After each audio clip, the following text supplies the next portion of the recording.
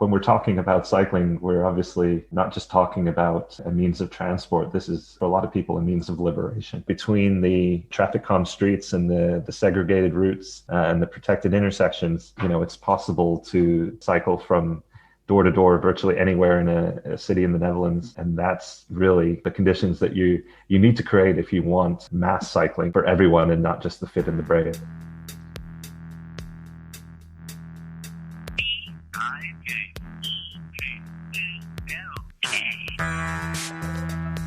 Today we are talking to Chris Brundtlett from the Dutch Cycling Embassy, which offers resources and information to create a bicycle-friendly world. I'm Lindsay Sturman for Bike Talk. Welcome, Chris Brundtlett. Some of the audience may not know what the Dutch Cycling Embassy is. We're an organization that's been around for about 10 years. We were actually started by the national government here in the Netherlands that was, at the time, they were just overwhelmed with incoming requests from other governments because they had this reputation as being a great cycling country, and as other countries were looking to implement similar measures, they were asking the Dutch about policy, infrastructure, to come for study tours. Media wanted to speak to people, and so they set up this external organization to specifically handle these requests. And then represent the various organizations and consultancies that work in the field of cycling and help them connect with markets and municipal governments overseas to export all this knowledge and expertise that exists here, because the Dutch have been doing this for a very long time, and they've kind of figured out what works and what doesn't work, and they're in a position now to help the rest of the world become more bicycle friendly. The Dutch, in their very nature, aren't the types to say they're the best at something. They're not going to boast or pat themselves on the back, and sometimes maybe they need a little bit of a nudge to say, hey, we are the best in the world at this, and we should be proud of that, and we should be selling it as an export product, as we do with water management here, with all these fields that the Dutch are experts in. We need to view cycling as another important and economically viable export product that they can take around the world and sell to help cities achieve the same levels of success. Have they exported it to cities where you feel like it's happening?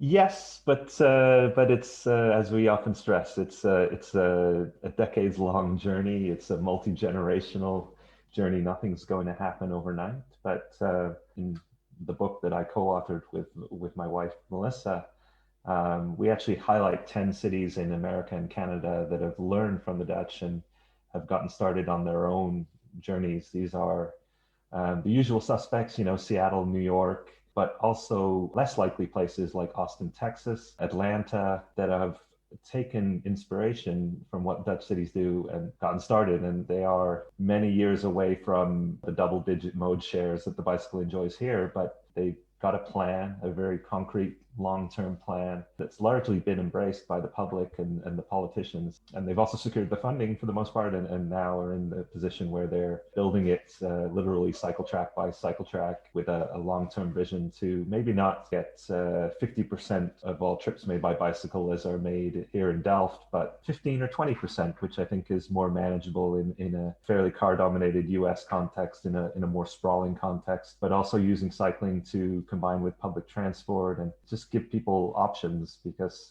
unfortunately in a lot of places the car is the only option. When you look at the cities in America, like New York, are there cities that you feel like can totally do this? And are there cities you feel like it's hopeless?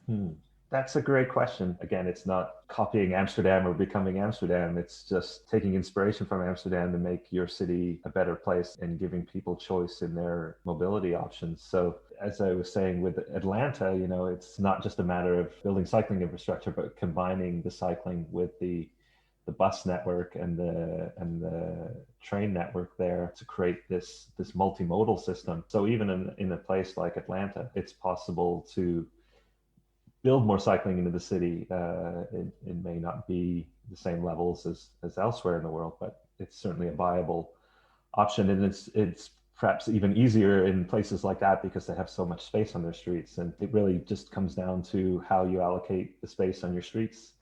Fortunately, a lot of US cities have these giant 6 or 8 lane boulevards where they do have space for cycling, but they need the political will and the public will to actually start. Starting is often perhaps the most difficult part.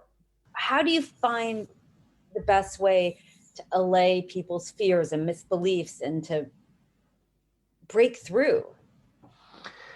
Yeah, we always used to joke that it was, what it would take for the widespread adoption of Dutch style infrastructure was getting everybody in that city a plane ticket to the Netherlands to experience it firsthand. And I mean, on a more serious note, we do host these study tours that are really strategically aligned to get key decision makers, city councilors, even mayors, within that city organization to come here and not just learn technically how to do it, but to just see how a city works when a significant portion of the trip are made by bicycle. This was all pre-COVID, of course, and I think one thing that we've seen with the Corona crisis is suddenly people have experienced their streets outside their front door at a completely different level. The noise, the stress levels, the ability to just talk to your neighbors and take a physically distanced walk or a bike ride without the threat of huge volumes of cars and moving at high speeds. So people have gotten a taste of that now, what their city and their streets can function like, can feel like. And even with the proliferation of outdoor dining districts, the transformation of some of these streets and parking lots and parking spaces into terraces and patios, well, a lot of these US cities kind of have a European flavor, a European feel to them.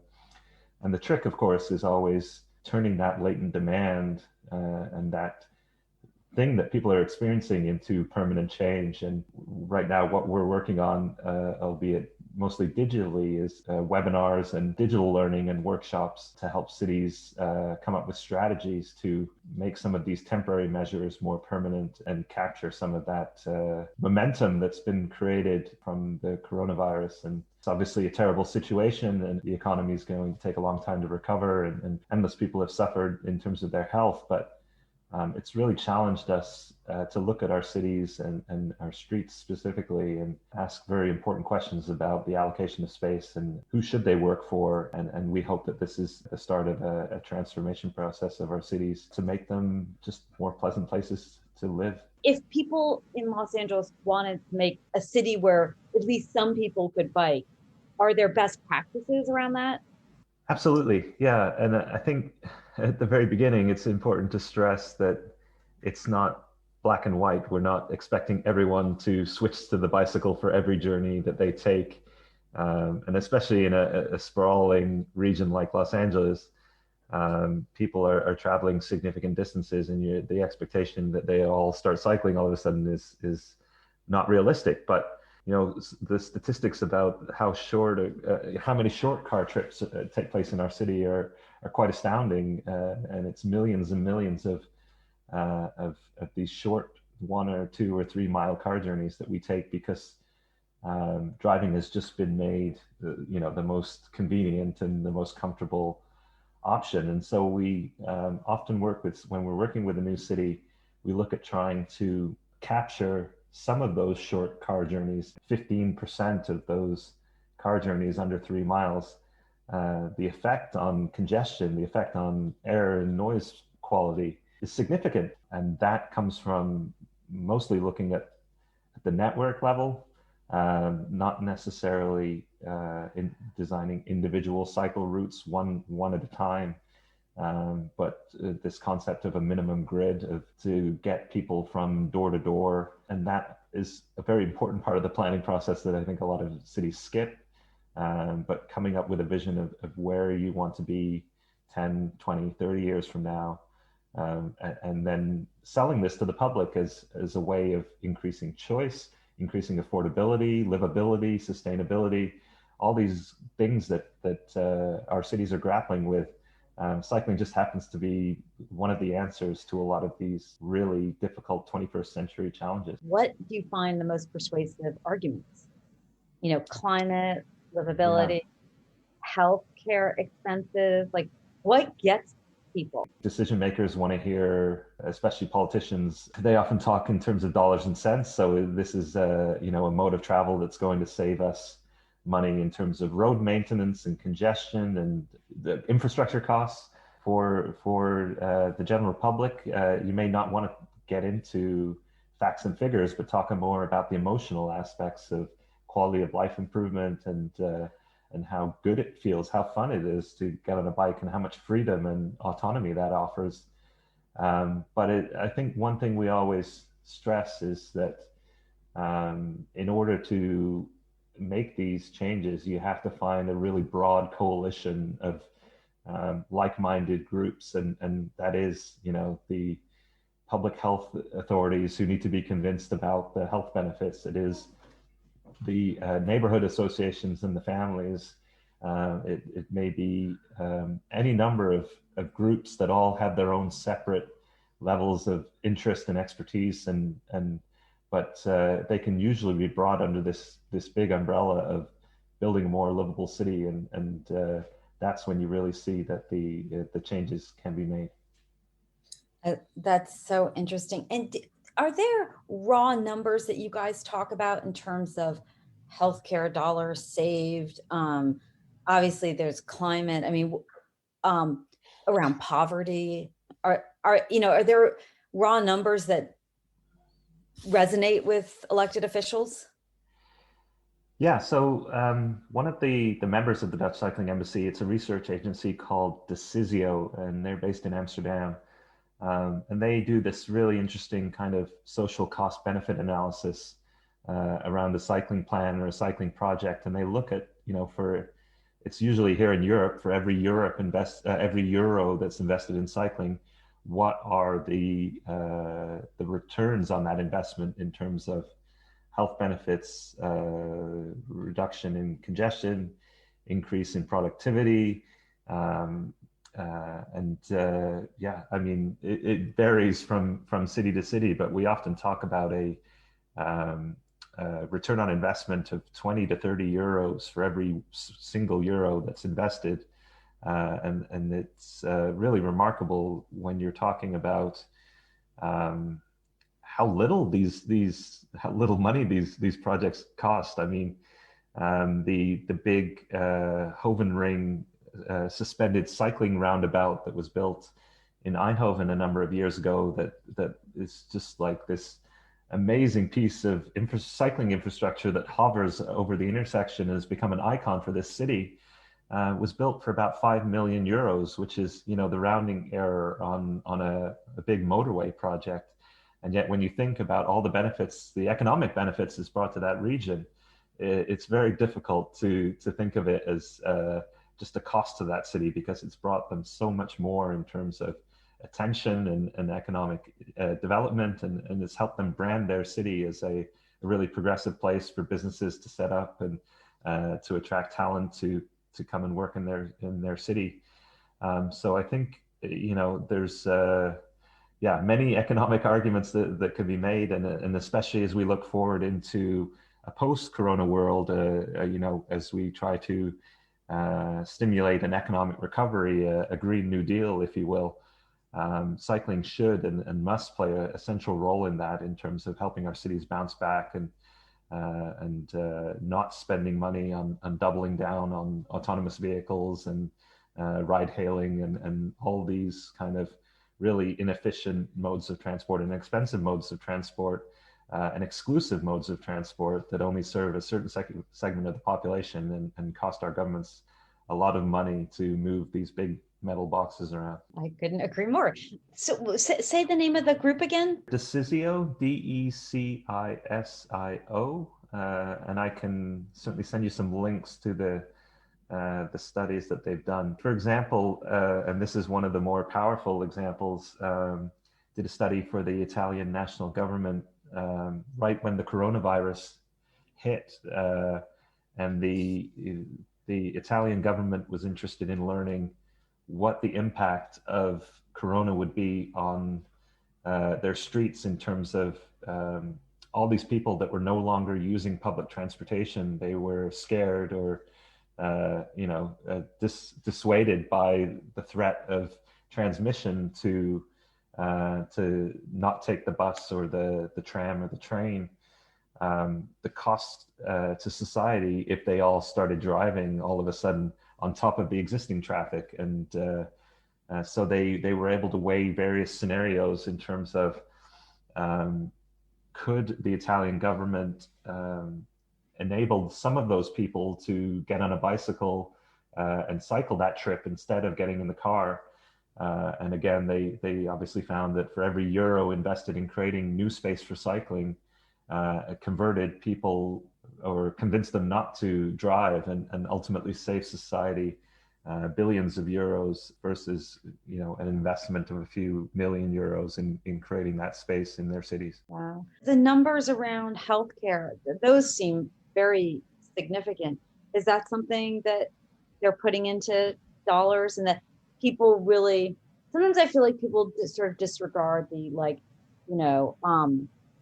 the stuff that's sort of less dollars and cents, but are you seeing real dollar changes in healthcare budgets? I would agree that it's an understudied and underappreciated return on investment when it comes to active travel. And just by giving people a way to build exercise into their daily transportation leads to an obvious decrease in obesity and blood pressure, and just keeps them mobile and keeps their joints moving and it keeps the blood circulating.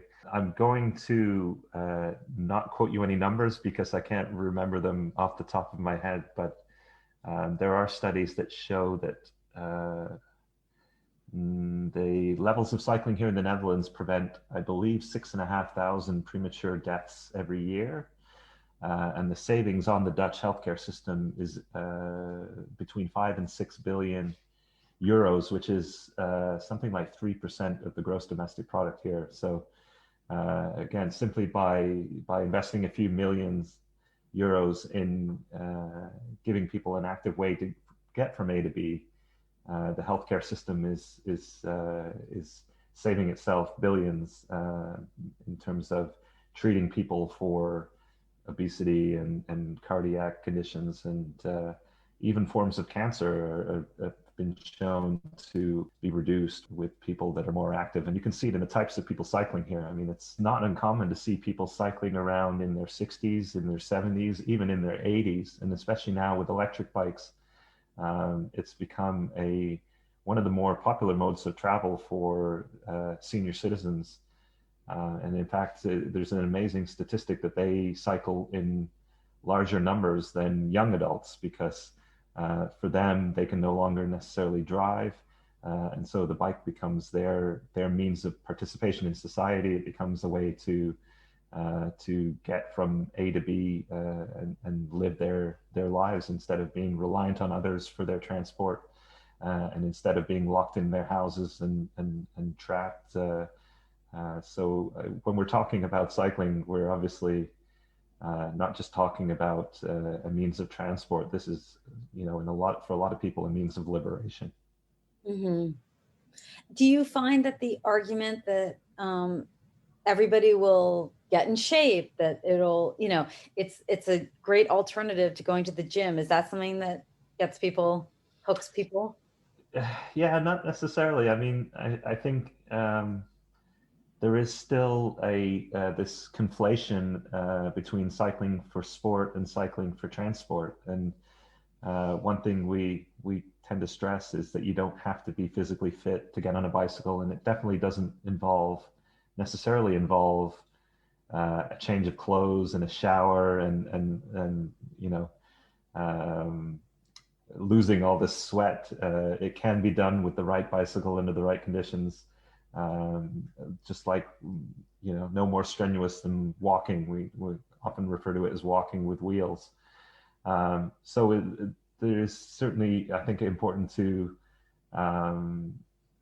stress the difference between getting physical activity and building that activity in your day-to-day lives and exercise, this perhaps more strenuous way. And certainly you can, if you want to, ride a racing bike and ride it fast and get your heart pumping. And the infrastructure is built for all kinds of different users. But we find here that for the most part, people tend to take it slow, take it easy, and wear whatever they happen to be wearing. And they certainly don't think of it as exercise or physical activity, even though they are inadvertently getting some. Tell us about what's happening in Paris. Do you have insight into what triggered why Mayor Anne Hidalgo got sort of, passionate about this? Yeah, well, I think Paris is one of those cities that we'll point to when we hear that it takes too long or it's too hard or cities have to remain the way they always were, because its transformation has been really quick and really inspiring. And it's just proof that if you have the right leadership in place, you can really make changes in a very rapid time. And I think, it seems every week there's a new story coming out about a transformational project that they're planning, removing parking now, turning the Champs-Élysées into a linear park. And the videos and the photos of streets packed with cyclists, it's really been something to watch. And they have, for the most part, done this with a relatively small budget, but large amounts of political will. And I think it just proves that there are very few technical barriers to becoming a cycling city. It's almost entirely cultural and political, and we have to demand more from our elected officials and make sure that they are supported in making these changes. And Anne Hidalgo herself proved immensely popular. She was just reelected for a second term with, I think, 60-something% of the vote, which helps us make this argument that there may be a few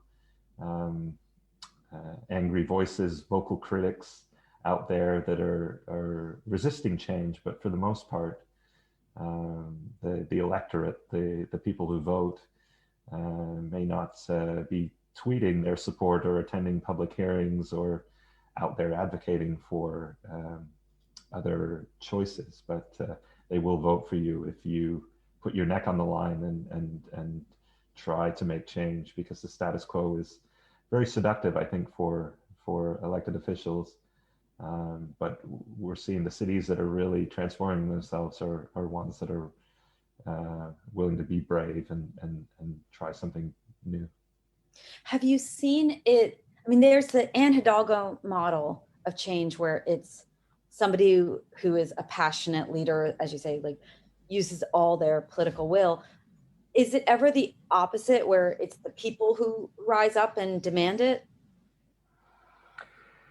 Yeah, it's kind of the best case scenario is obviously both, but yeah, it's I think I fail to think of an example where change hasn't been made without the appetite at the political level, because ultimately they are the ones that make these decisions and get the ball rolling. Having said all that, it's there are certain things that a city can do to bypass the political process, whether it's creating a long-term vision, codifying some of these changes to make sure they're written in design guidelines and part of design standards that don't necessarily require a politician to vote on them or support them. But I mean, I think history has shown that not only do people have to demand change, and even here in the Netherlands in the 1970s, the Stop de Kindermoord movement, which arose, that translates to Stop Child Murder, by the way, in English from Dutch, was a group of mothers and concerned parents that were seeing the rising death toll in Dutch cities, protesting against it, seeing their neighborhoods being turned into NASCAR tracks, for lack of a better expression. And not only did they go out on the streets and demand change, but they organized themselves, they aligned with other groups, and they, supported politicians that were willing and able to do this and take their cities in a different direction. So I think if anything, the protests, the grassroots movements, they do have to organize themselves and make sure they are represented at the political level. Mm-hmm. Did that happen in Paris, or was it really from the top? Yeah, to be honest, I don't know too much about that specific site, part of the world, but my understanding is it was a fairly top-down approach. Um, I don't think Parisians were out there on the streets, protesting the dominance of cars. But I mean, if you've visited there lately, I think you can, as soon as you step off of a metro station, you can understand the problem with the honking cars and the roaring engines and it's actually, a few years ago, it was the second noisiest city in Europe in terms of the levels of noise pollution.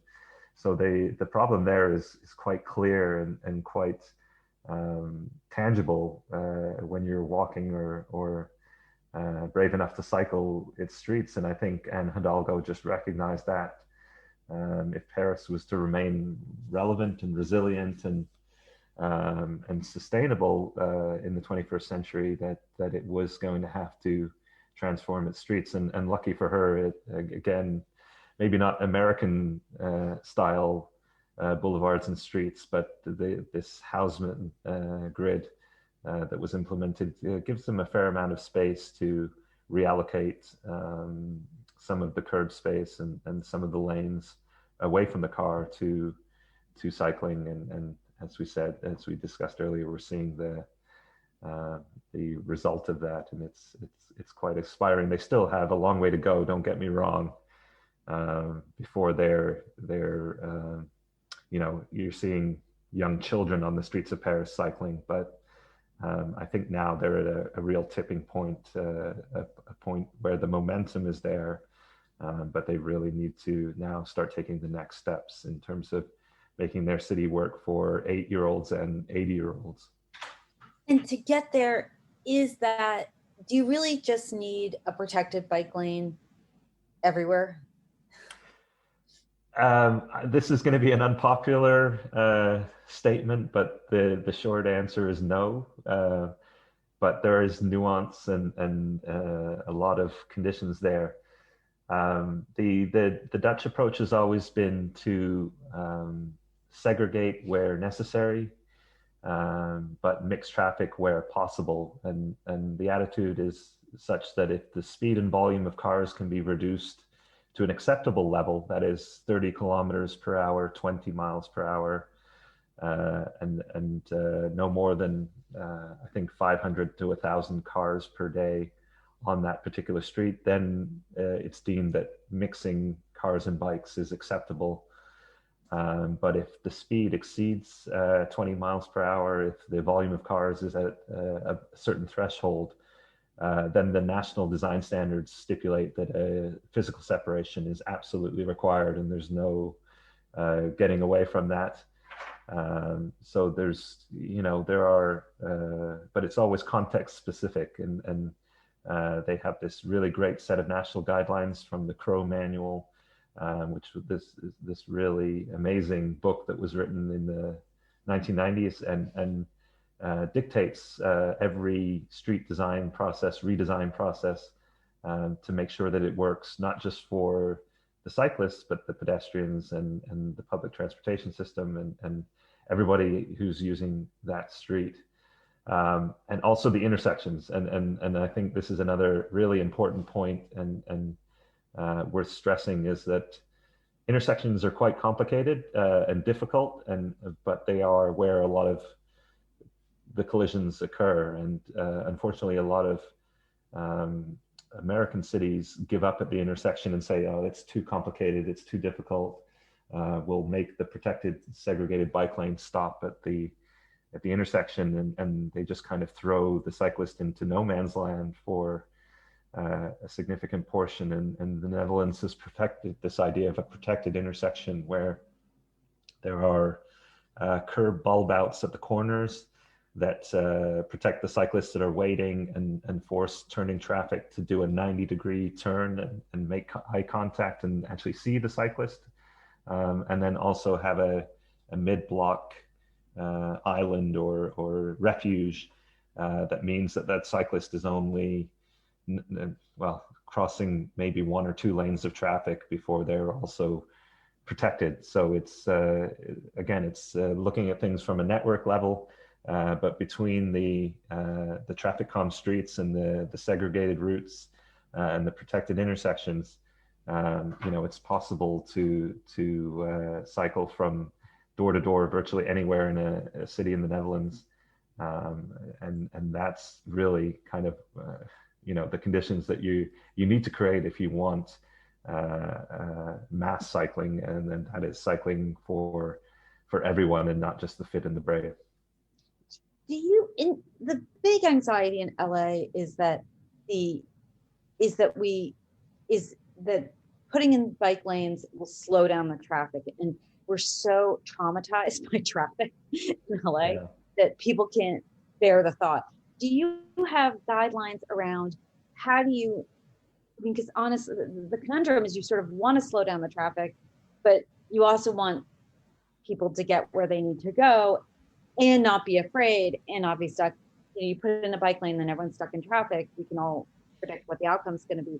So are there guidelines between, like, do you give up parking? Do you give up a traffic lane? Do you give up the middle turn lane? Do you make streets one way? Like, what is the best way to not step on the driver's toes and get the productive bike lane? Yeah, I think it's a really interesting challenge, and it's, it's this tremendous paradox that sits at the heart of this idea, is that drivers assume that if you take space away from cars, that you're ultimately going to worsen traffic, increase travel times, and make their life worse. And the fact of the matter is, you may be taking some space away from the cars, but you are giving it to a more space efficient mode of travel, and you're enabling people that are making shorter distance trips. And this comes back to this idea of the huge number of trips that take place in our neighborhoods under 3 miles. If you're allowing just a few of those people to take a bicycle instead of a car, then that's, maybe 10 or 15% fewer cars on that given route at that intersection. So you're actually improving the flow and reducing traffic by getting those people out of their cars and onto bicycles. And some of the work that we've done with cities is actually modeling, looking at the number of short trips in a neighborhood or a city, and looking at the effect on traffic if you're able to convert some of those trips to bicycles. So it's not an easy argument to make, and again, it's very counterintuitive, but it's borne out by the fact that that here in the Netherlands, you would think that with all the space for cycling, that it would be the streets, the car streets would be clogged and it'd be an absolute nightmare to drive in. But by providing people options and alternatives, they've actually created some of the best driving conditions in the world, and the levels of congestion here are lower than virtually anywhere else, because people can walk or cycle if they choose. They can drive if they want to. They can take the bus or tram if they want to. They don't have that one choice made for them, which happens elsewhere. And part of the reason why there is such bad traffic in LA or Austin or Atlanta or any number of cities is that people are just driving a mile to the to get a jug of milk or a case of pop or a bag of chips, or going to any number of places in their neighborhood, instead of because that choice has been made for them. And the more short journeys that we can take off the road, benefits drivers. So I think we can frame this discussion that creating space for cycling is actually a way to improve travel times, to reduce congestion, and is a gift to people who want to drive and people who need to drive. I love that expression, the best driving conditions in the world. Yeah. Yeah. It's almost like an advertisement. Like, if you want this, if people want, right? Of course I want best driving conditions. Yeah, well, and inversely, we've tried this situation where we just keep widening streets and building more parking and supersizing everything, but we quickly learned that the congestion levels come back the moment you widen the street, because it attracts new trips, it induces new car trips. So you can never actually build your way out of congestion. The only way to build out of congestion is to provide people with more space efficient alternatives. And that's part of our challenge, is successfully communicating that argument, because still, I think for a lot of people, traffic is still just a space problem. And if you give cars more space, you'll solve traffic, as if, we haven't been doing that for our lifetimes and failing every single time. That's another one of these sort of conundrums, Gordian knots, is like sort of the idea of how do you right size traffic? How do you right size the streets? And it feels like one of the levers, which is something that people are not going to support in general, is, congestion pricing, is to keep the number down through pricing it, because it's a scarcity, right? Is that something you guys ever think about? It's interesting.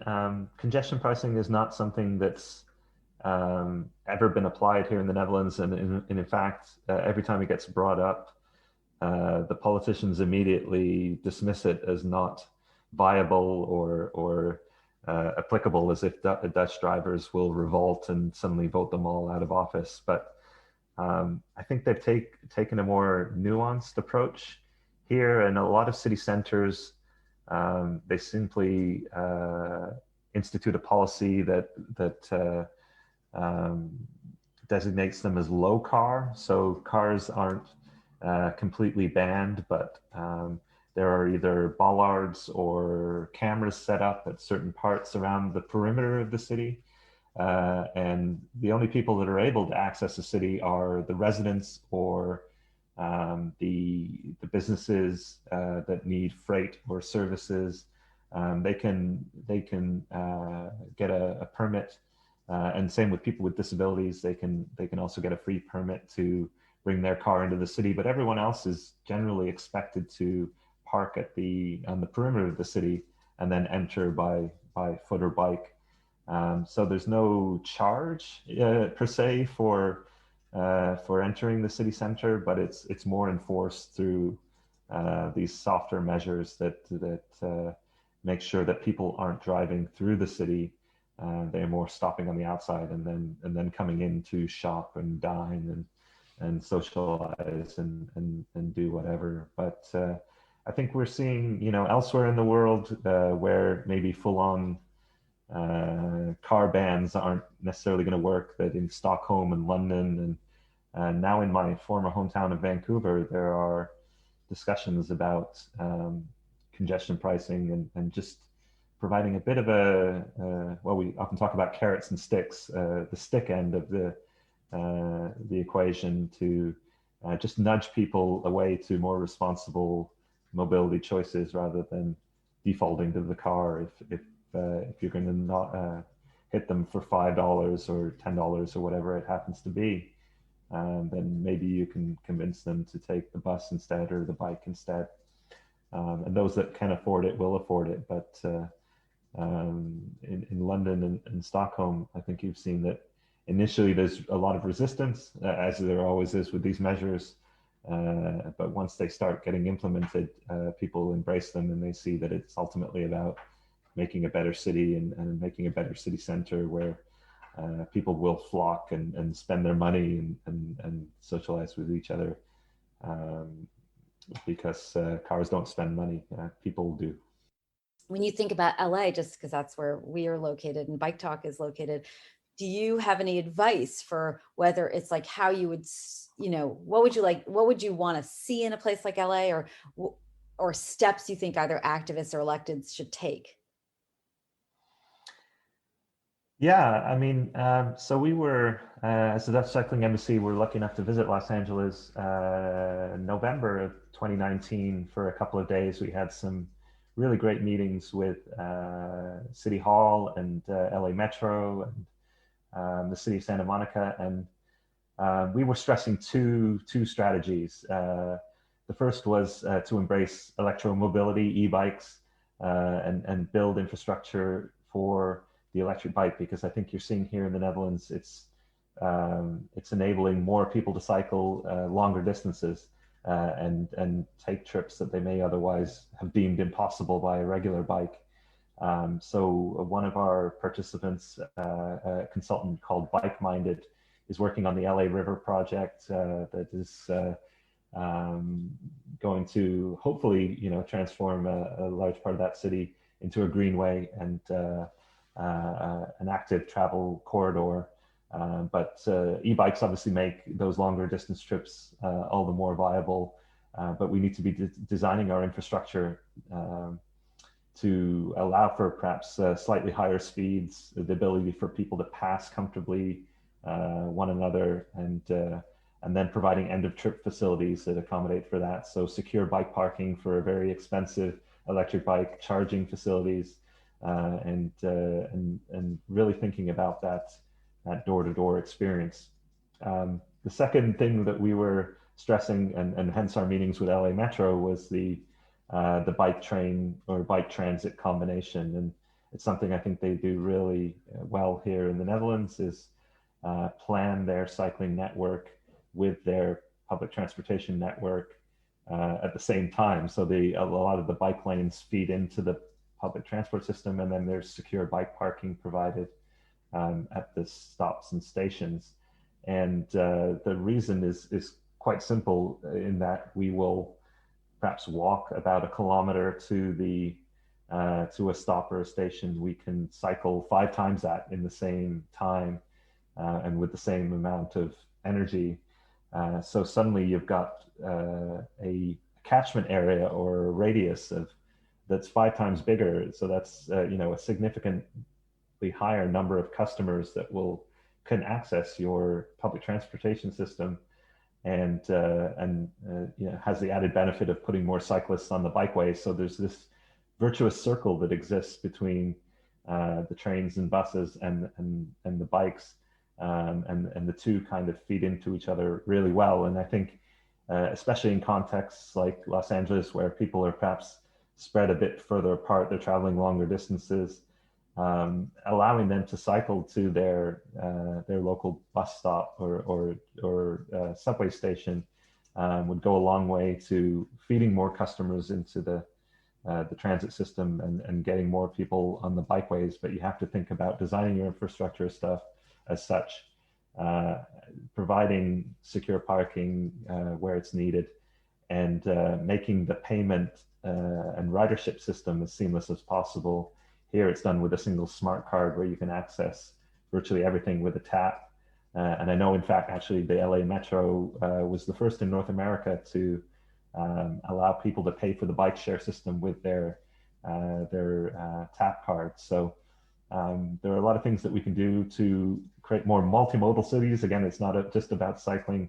It's about that combination of travel modes, and we're not going to replace all car trips, but the more thought that we put into this, the more strategy, and most importantly, the more resources, the more car trips we can potentially convert to other means. And ultimately that means, well, as we've discussed, it means more money. It means, a more economically prosperous city. It means a more equitable city. It means a more livable city. And everybody benefits, whether they get on a bike or not. This is so amazing. Could you imagine in LA with every street has a bike lane, not over the hill, nothing crazy, but, down, I mean, I don't know how well you know LA, but downtown to Santa Monica, And or could you imagine the beach cities being a fully networked Amsterdam, and the rest of the city, does what the rest of the city does? Most definitely, yeah. I mean, I think this um, when you look at these giant arterial roads that exist, there's so much space there, and as we were discussing, uh, it doesn't require very much to just create a little bit of space for cycling. There's going to be pushback, there's going to be controversy, it's inevitable, but you do need elected officials that are going to be able to push through that and make it happen. And yeah, I mean, there's as we often like to point out, I mean, we hear all the time that cycling cities only work in flat places, they only work in sunny places, they only work in places with lots of space. Well, Los Angeles has all three of those for the most part, and there really are little to no excuses. And I think it's really interesting to think that historically maybe LA was a cycling city at one point. When you look at these old photographs of the way the streets used to look, it's just for the past 50 years we've designed cycling out of our streets, and now it's time to perhaps take it back, carve it back a little bit. But it's not going to happen overnight, and it's not going to be easy. On the back of those visits we made to Los Angeles in November of 2019, we were planning to do a physical follow-up visit, a series of workshops in LA in April of 2020, but that was ultimately scuppered by the coronavirus crisis. So we're going ahead with some actual digital workshops in the next few weeks, one for San Francisco, one for Seattle and Portland, but also one for the greater Los Angeles area. And that takes place on January the 28th. It's a Thursday morning at 9 a.m. And we have 12 different organizations from the Netherlands that are going to be participating, including some of the universities, the ProRail, which is the national rail service here, CROW, which was the manual that I had mentioned, the design manual, Bike Minded, which is one of the consultants I mentioned. So we have a number of breakout sessions planned, and in the hope that we can at least get this conversation started in Los Angeles and perhaps do a physical workshop there, maybe not in 2021, but 2022. So I would direct people to our website, dutchcycling.nl, if they'd like to register. It's completely free, or else check out our social media feeds. We are Dutch Cycling Embassy on Facebook, Twitter, LinkedIn, Instagram, and you can find the link there for registration. Who would be the right people who would want to come to this? Yeah, we've left it open to virtually anybody that's interested, but we're really targeting elected officials, engineers and transport planners that are working at municipalities, private consultants that happen to be interested in cycling and working on cycling projects, but also activists and advocates that are interested in learning more. We've left it quite open, but I think at last I checked, we had about 100 people registered. So it's going to be quite a big group, and hopefully, we can start a conversation that continues moving forward. Thank you so much. It was so great to talk to you. Thanks for listening to this episode of Bike Talk. If you want to hear more, go to kpfk.org, navigate to programs, and choose Bike Talk. On the Bike Talk page, click on the archives link to play or download shows posted in the last 4 months. Go to biketalk.com and copy or click on the RSS link to subscribe. Our Twitter handle is BikeTalkPFK. On Facebook, we are Bike Talk. You can become friends and join our group.